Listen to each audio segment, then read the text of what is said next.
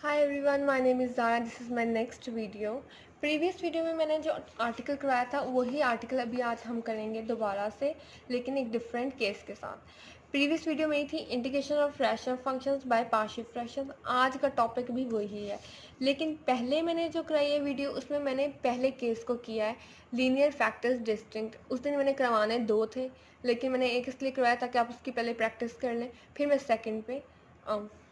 आज हम कर रहे हैं इसका सेकंड केस, जो कि लीनियर फैक्टर्स, लेकिन फैक्टर्स क्या हो, सेम हो।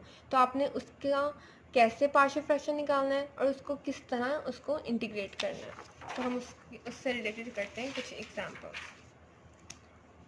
तो हम करते हैं सबसे पहले एग्जाम्पल।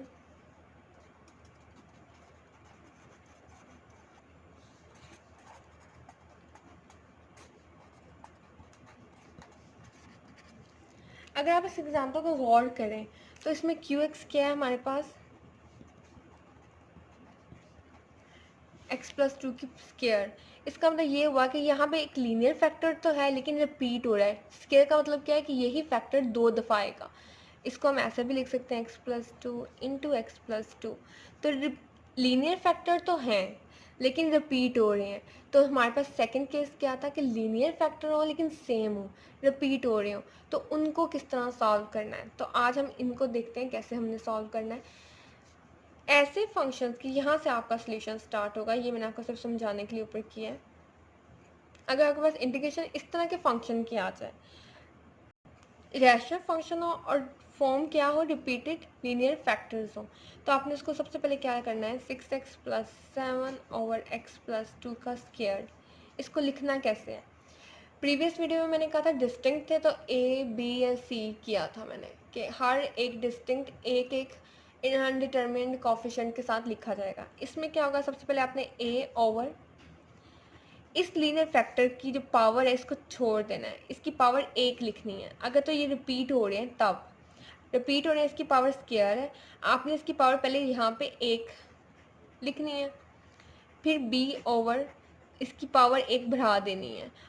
बढ़ाने के बाद देखना है क्या वो पावर और ये पावर सेम हो गई है। अगर तो हो गई है तो आपने रुक जाना है। अगर ये पावर सेम नहीं होती, सपोज यहाँ पे 3 होता, तो आपने यहाँ पे b के बाद +c/x+2 का क्यूब ले लेना था और फिर देखना था कि क्यूब और क्यूब मैच कर गया, तो आपने रुक जाना था। इस तरह आपने आगे चलते जाना है। जब जितनी यहाँ पे पावर होगी उतनी दफ़ा आपने अनडिटरमिन्ड कोफिशिएंट्स लेने हैं। यहाँ पे पावर 2 थी तो 2 अनडिटरमिन्ड कोफिशिएंट थे, पावर 3 होती तो 3 आते, 4 होती तो 4 आते। तो इस तरह आपने लेते जाना है, ए बी सी डी इस तरह करते जाना है। तो यहाँ पे ए और बी में है तो मैंने ए और बी में आके रोक दिया। अब जैसे हमने उस क्वेश्चन को किया था वैसे ही करेंगे। x+2 का स्क्वायर इस साइड पे भी मल्टीप्लाई करवाएंगे और इस साइड पे मल्टीप्लाई करवाएंगे। तो यहाँ पे आ जाएगा x+2 का स्क्वायर ओवर x+2 का स्क्वायर इंटू 6x+7। इसी तरह x+2 इंटू x+2 का square plus b over x+2 का स्क्वायर इंटू x+2 का स्क्वायर। क्योंकि यहाँ पे प्लस में दोनों टर्म तो अलग अलग मल्टीप्लाई होगा, ये और ये यहाँ से कट जाएंगे। 6x+7 इज इक्वल टू, यहाँ से इसकी पावर है एक, इसकी पावर है दो, तो ये एक इसके साथ कट जाएगा और एक के साथ एक रिमेनिंग वापस आ जाएगा। b सिंपल ही आ जाएगा।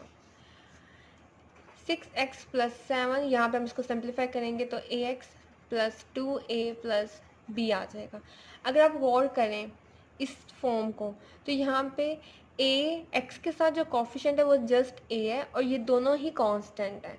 सिमिलरली यहाँ पे x का जो कॉफिशेंट है 6 है और 7 एक कांस्टेंट है।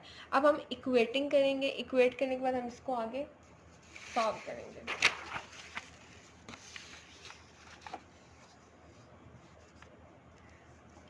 Equating coefficients of x and x square, sorry x and x not, इसमें x0 भी इसको आप पढ़ सकते हैं। तो यहाँ पे कांस्टेंट आ जाते हैं। जब हम x की करेंगे तो हमारे पास जो टर्म आएगी, सिर्फ आपने कोफिशिएंट को इक्वेट करना है तो आपने सिर्फ कोफिशिएंट लिखना है।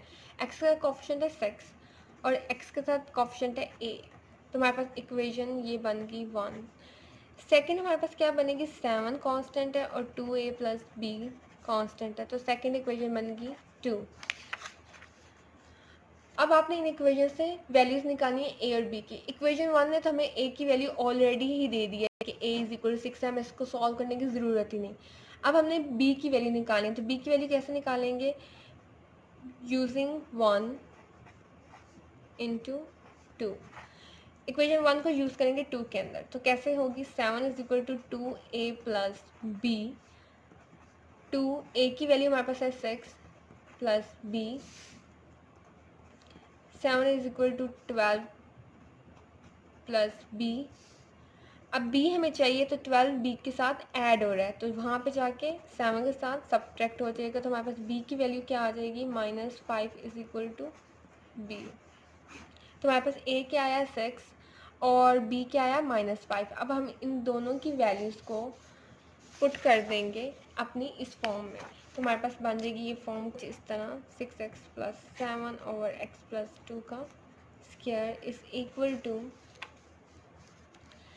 a की जगह क्या आया था? 6 और b की जगह क्या आया था? -5। तो अब आपने क्या करना है? माइनस प्लस माइनस हो जाएगा, तो आप उसको मज़ीद ऐसे भी लिख सकते हैं, 6x plus 7 over x plus 2 का होल स्क्वायर।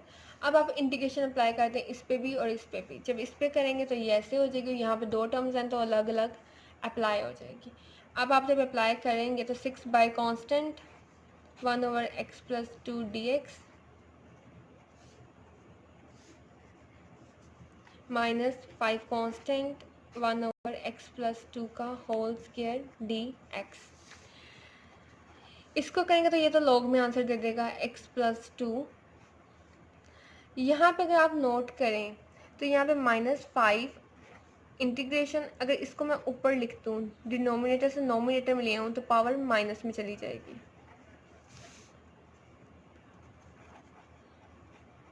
इसको तो हम मज़ीद हल कर नहीं सकते, इसको हम करेंगे। कैसे करेंगे? इंटीग्रेशन में जब हमारे पास कोई भी टर्म आ जाती है और उसकी पावर कुछ n होती है और -1 ना हो, तो हम क्या करते होते हैं? x plus 2 -2 plus 1 over -2 plus 1। तो हम इसका फॉर्मूला कुछ इस तरह निकालते हैं, प्लस c कोई कांस्टेंट ऑफ इंटीग्रेशन लगाते हैं, तो ये 6 log x plus 2 -5 into x plus 2 की पावर -1 ओवर -1 प्लस c। इसको जब हम सॉल्व करेंगे 6 log minus into minus plus 5 x plus 2 -1 plus c, ये हमारे पास यहाँ पे फाइनल आंसर आ जाएगा इस क्वेश्चन का। तो यहाँ पे मैंने जो ये क्वेश्चन किया है, इस क्वेश्चन के अंदर मेरे पास क्या था? मेरे पास एक रिपीटेड लीनियर फैक्टर था, मैंने उसको यूज़ करके इंटीग्रेशन निकाली है और उसका आंसर दे दिया है। ये था second case, repeated linear factor से रिलेटेड। नेक्स्ट हम इससे करेंगे थर्ड केस, फिर फोर्थ पे जाएंगे। तो यहाँ पे मैं एवरीडे एक इसलिए करवा रही हूँ ताकि आपसे इसके रिलेटेड एप्लीकेशन कर लें, अगर कोई मसला हो तो आप मुझसे फ़ौरन पूछ लें। Thank you for watching.